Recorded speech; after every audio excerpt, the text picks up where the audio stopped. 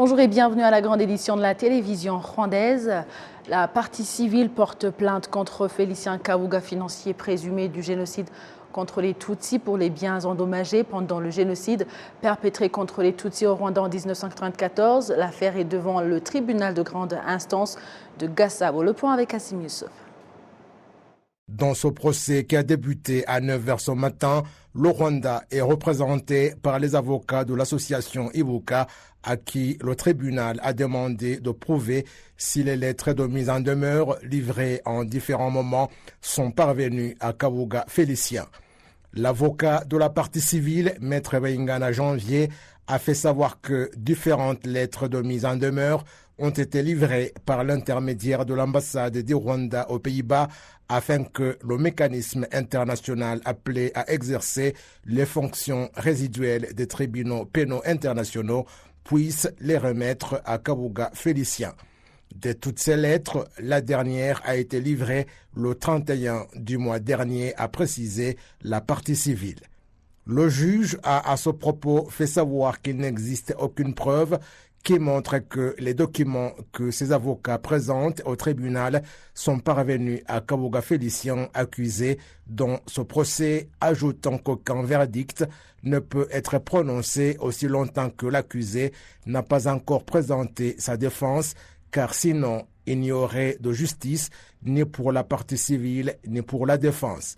C'est en juin cette année que l'association Ibuka a introduit en justice l'affaire sur le rôle de Kabuga Félicien dans les biens endommagés pendant le génocide perpétré contre les Tutsis, accusation exigeant la réparation des dommages subis pour une enveloppe d'environ 51 milliards de francs rwandais que devrait payer Félicien Kabuga s'il est déclaré coupable.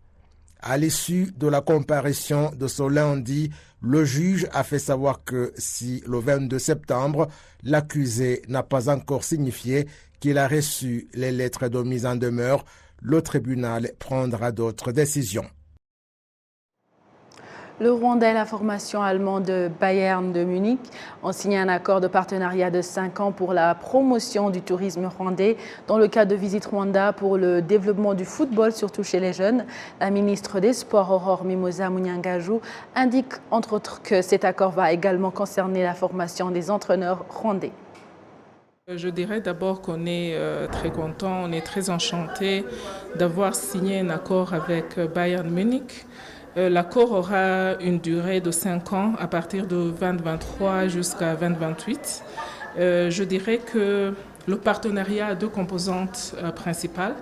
L'une est la promotion du tourisme du Rwanda, connu comme Visite Rwanda, et aussi le développement du football chez les jeunes. Et je vais beaucoup plus me focaliser sur le développement du football chez les jeunes. Je pense que c'est ça le plus important pour nous actuellement, ce qu'on est en train de parler. Je dirais que le premier volet, c'est sur les camps, le camp de base qui va se passer au Rwanda. Il y aura aussi un camp de base, un camp d'identification et de développement des talents qui doit se passer en Allemagne. Là où on aura 10 athlètes élites qui seront sélectionnés parmi les meilleurs talents au Rwanda et dans tout le pays. Et aussi un entraînement très intense et les entraînements du FC Bayern à Munich. Donc il y aura aussi dans le partenariat, on a aussi un programme de formation des entraîneurs parce que c'est aussi très important de parler aussi, tu ne peux pas parler la formation des jeunes sans toutefois se focaliser sur la formation des entraîneurs.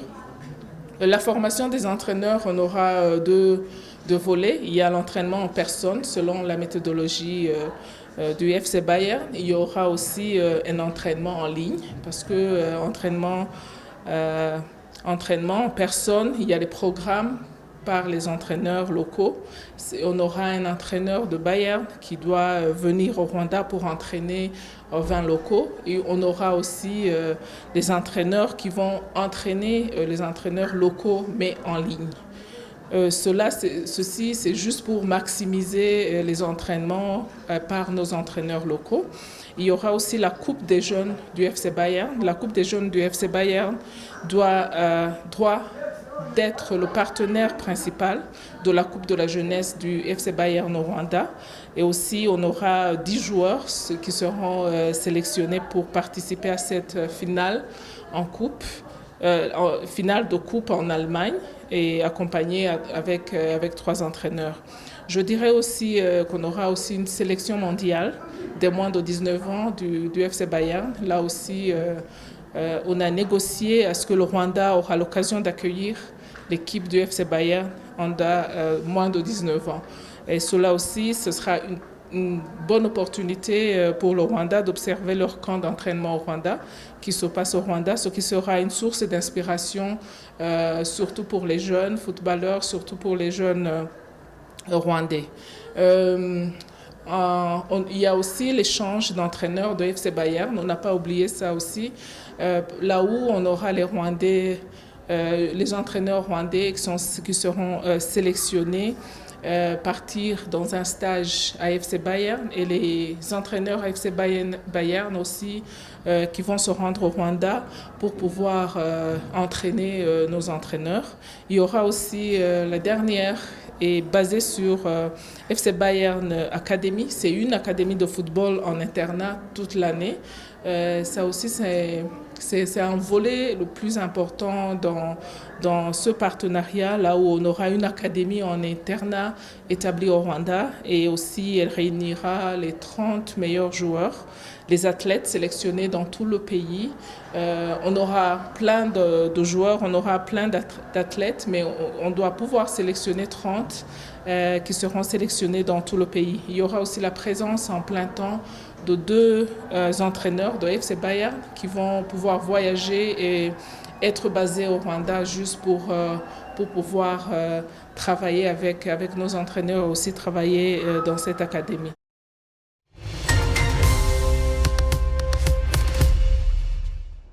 Parlons toujours de la promotion du tourisme au Rwanda.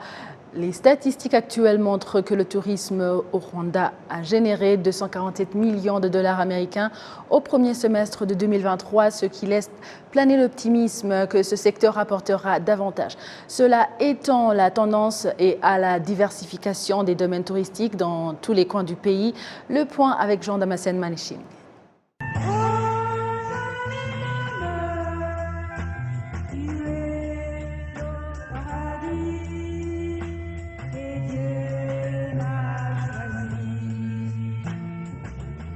Le secteur touristique au Rwanda a déjà fait ses preuves et figure parmi les secteurs clés qui rapportent énormément au trésor public. Les atouts touristiques qui font la réputation du Rwanda contiennent notamment des gorilles de montagne. Cette espèce est rare au monde, hébergée par le Parc national des volcans au nord du Rwanda.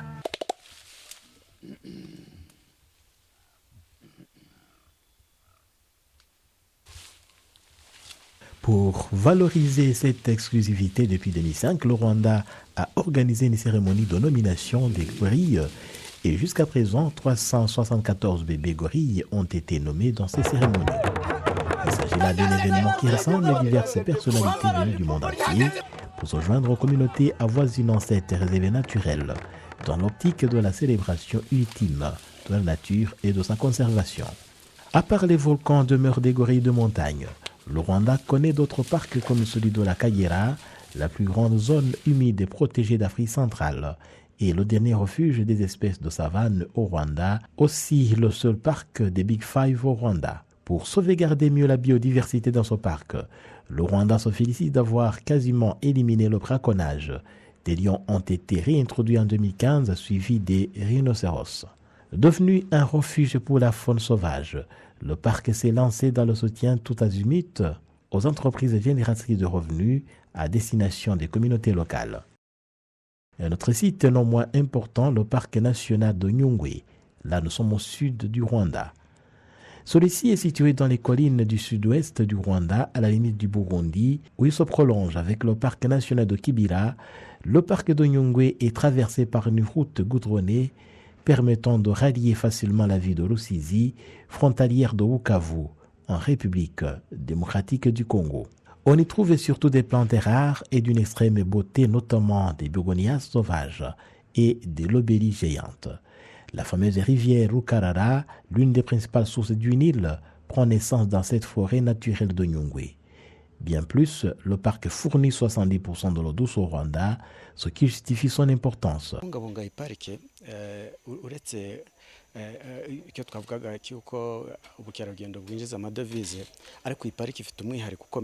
Par les revenus touristiques de ce parc, la sauvegarde de Nyungwe s'impose, car elle est d'une grande particularité. Nyungwe figure parmi les grandes forêts tropicales africaines. C'est très important. Protéger cette forêt, c'est protéger la vie des gens. Sa sauvegarde, c'est la sauvegarde de la vie humaine. Pour le pays, les recherches ont montré que 70% des eaux de notre pays prennent source dans cette forêt naturelle de Nyungwe. Deuxièmement, comme vous le savez, la source du Nil se trouve dans ce parc de Nyungwe. Toutes nos rivières comme la Nyabarongo et autres sont alimentées par l'eau qui vient de Nyungwe. Vous comprendrez donc l'importance de ce parc. L'eau est vitale dans l'agriculture. La population avoisinant ce parc en est témoin et les cultive presque toute l'année. Ce parc est entouré de 6 usines théicoles qui dépendent entièrement des eaux de Nyungwe et de la pluie abondante attirée par ce parc. Pour l'Afrique, je l'ai dit, le fleuve Nil, qui a sa source ici, traverse plusieurs pays.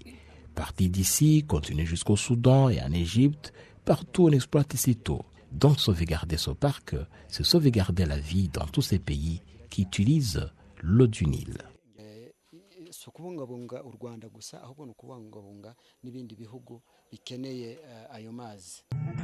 Chez moi le temps est toujours beau, il n'y a pas d'orage, il n'y a pas de neige, et puis les 4 saisons, tout fleurit. À côté de ces efforts de conservation et de sauvegarde de la biodiversité du Rwanda, dans des sites déjà connus, la population dans divers districts du Rwanda se mobilise également pour exploiter la physionomie naturelle de leur localité. C'est le cas du district de Rutsiro à l'ouest du Rwanda, où la population songe à retenir pour plusieurs jours les touristes qui visitent le parc de Gishwa Timukura. Le camp de Bitenga a été monté sur la colline de Ruhango, un endroit susceptible d'offrir aux touristes leurs frais de la campagne avec une brise légère des montagnes des alentours. L'autre visage du tourisme en dehors de la capitale Kigali, c'est le tourisme religieux, pratiqué surtout sur la terre sainte de Kivu au sud du Rwanda, une localité devenue célèbre au monde depuis les apparitions de la Vierge Marie, reconnue officiellement par l'Église universelle depuis 2001, devenant ainsi l'unique lieu ayant un tel statut sur le continent africain. Une particularité pour le Rwanda, comme l'indique Père François Harerimana du sanctuaire marial de Kibeho. Kibeho a une particularité, c'est que en 82, la solennité de l'Assomption, qui d'habitude était célébrée avec faste et splendeur dans notre pays, la Vierge Marie est apparue en larmes. C'est un message très fort, une invitation très forte, vraiment à la conversion. Et puis une manifestation de combien le ciel vraiment nous prend au sérieux, nous aime. Et voilà, le peuple a compris que c'est une journée qui ne peut pas être oubliée dans les annales, non seulement des apparitions, mais aussi de notre histoire. C'est notre histoire. Pour aider davantage la population, depuis 2005, le Rwanda a lancé un programme de partage de revenus du tourisme à la population en orientant les investissements dans les zones entourant les différents parcs nationaux du Rwanda. Dans ce cadre, 10% de tous les revenus des parcs reviennent aux communautés. Environ 9 millions de dollars ont été dépensés pour plus d'1 000 projets communautaires autour des parcs nationaux de la Kagera à l'est du Rwanda, de Nyungwe au sud-ouest, des volcans au nord et de Gishwa Timukura à l'ouest du Rwanda depuis le début de ce programme.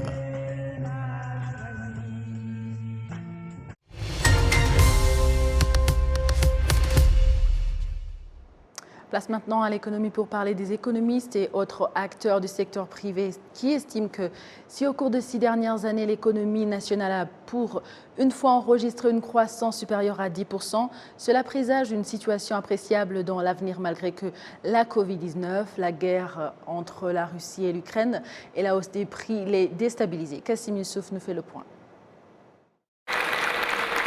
Au début du mandat 2017-2024, Le président de la République, Paul Kagame, avait alors exhorté les membres du gouvernement d'être conscients que le pays fait face à des défis particuliers.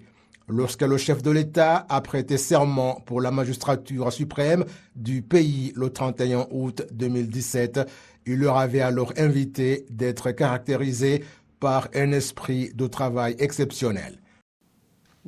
Ceci constitue notre particularité.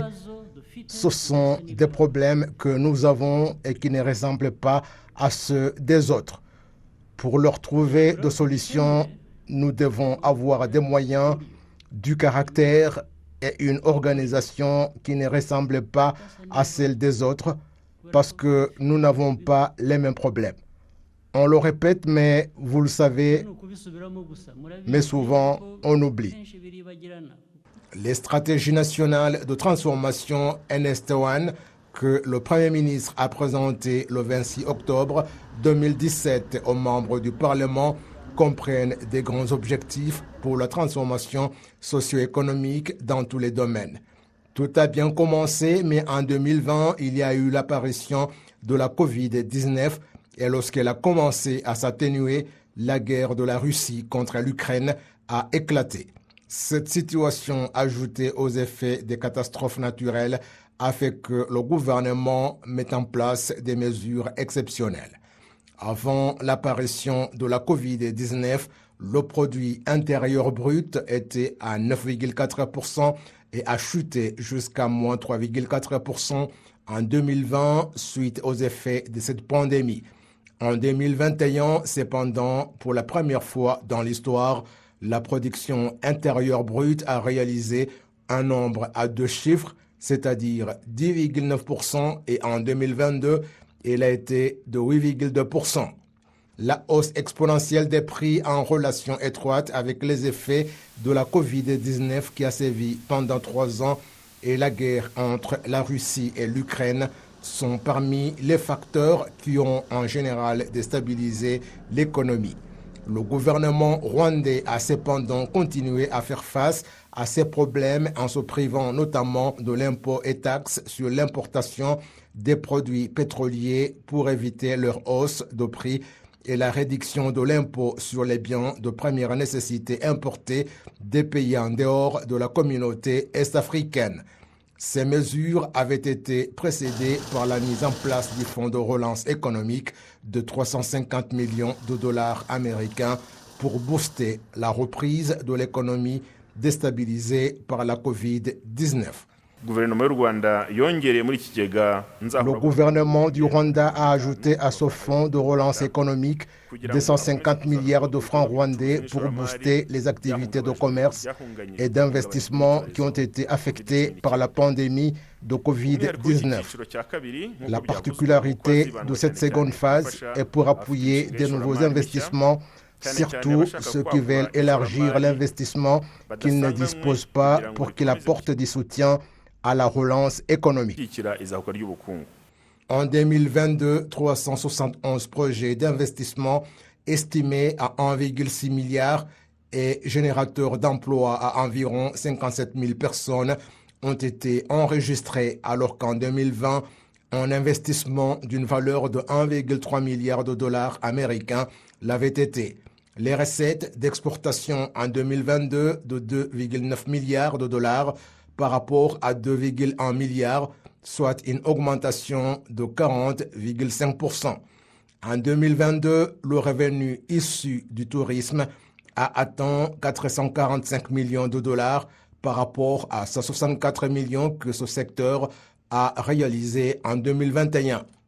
François Kanimba, ancien membre du gouvernement, indique à ce propos que si un pays veut avoir une économie solide, il faut que davantage d'efforts soient déployés dans le secteur des services. L'analyse prévisionnelle révèle qu'en 2024, l'accroissement des industries et leur production vont permettre au Rwanda de réaliser une épargne sur les importations d'au moins 400 millions de dollars et les acteurs du secteur privé d'affirmer être confiants que la plupart de leurs objectifs sont petit à petit réalisés. Des économistes indiquent que beaucoup de choses dans le domaine économique ont été réalisées au cours des 6 dernières années, ce qui présage une croissance économique continuelle. Le secteur des infrastructures telles que les routes, celui de la technologie et de l'électricité sont notamment parmi ceux qui ont beaucoup contribué au soutien des activités du développement économique que le pays a atteint au cours des 6 dernières années du programme septennal du gouvernement qui bientôt sera à son terme. Le CISI est actuellement une denrée rare et cela, malgré les forêts et le parc de Nyungwe qu'on y trouve, s'explique selon les apiculteurs locaux par la diminution des abeilles dans certaines périssent suite aux pesticides pulvérisés dans les champs et d'autres qui partent et ne rentrent pas. Kassim Youssouf. Les apiculteurs dans le secteur d'Ongungu, riverains de la forêt de Kamudongo, faisant partie du parc de Nyungwe, indiquent qu'ils font face à la diminution considérable de la production du miel. Dans la cellule de Mataba, notamment des associations de femmes pratiquant l'apiculture indiquent que 9 ruches sur 36 dont elles disposent n'ont plus d'abeilles parce qu'elles ne sont plus là. Ces femmes disent qu'il s'agit d'une perte en termes monétaires si l'on considère les dépenses pour l'achat des ruches et en termes de production parce qu'en situation normale, 9 ruches produisent plus de 100 kilos de miel.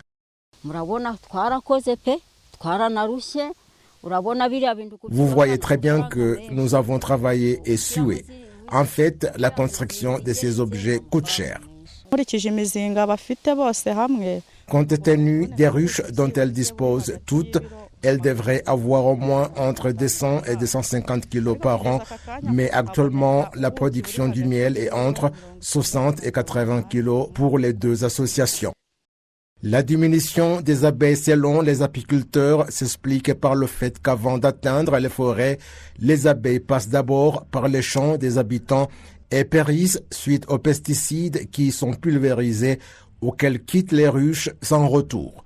Le prix du miel est alors élevé parce que sa production est faible et que la demande est forte.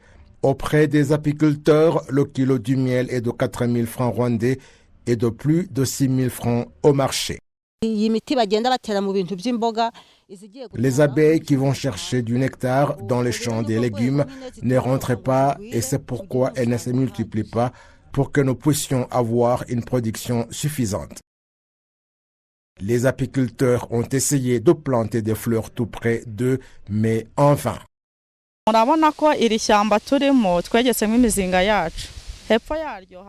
Nous avons placé des ruches dans cette forêt qui est près d'un terrain du domaine public. Notre souhait est qu'on nous le donne pour que nous puissions y planter des fleurs ou du cafetier où les abeilles pourraient trouver du nectar. Et puis, si nous parvenons à avoir de l'aide, nous pourrons placer des fers barbelés autour de la forêt pour protéger nos ruches. L'organe en charge de l'apiculture indique cependant que la diminution de la production du miel est due à divers facteurs, dont un parasite qui a touché les abeilles et des connaissances insuffisantes de la part des apiculteurs, ajoutant que des mesures pour y faire face ont été mises en place.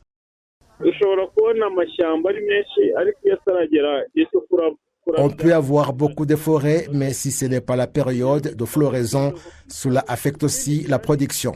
Autre chose, c'est le manque d'assez de connaissances de la part des apiculteurs qui adoptent l'apiculture moderne sans avoir bénéficié de formation adéquate. Dans l'apiculture, la formation d'une semaine n'est pas suffisante, mais il faut plutôt au moins 2 ans. Il y a par ailleurs le problème de changement climatique qui affecte considérablement les abeilles et par conséquent la production. Il y a en outre le parasite de Varroa apparu au Rwanda en 2013 qui attaque les abeilles. Nous envisageons d'approcher les apiculteurs pour les aider surtout à lutter contre ce parasite. Concernant les pesticides, on a demandé aux agriculteurs de pulvériser leurs champs avant la floraison et il y a une recherche qui est menée sur des pesticides qui n'ont pas d'effet sur les abeilles.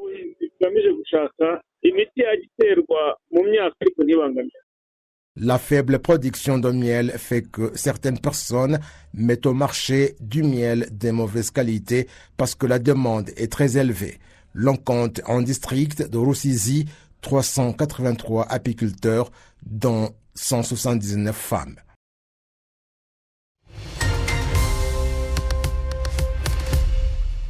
Merci à vous tous qui étiez au rendez-vous d'actualité d'aujourd'hui. À la prochaine et d'ici là, portez-vous bien.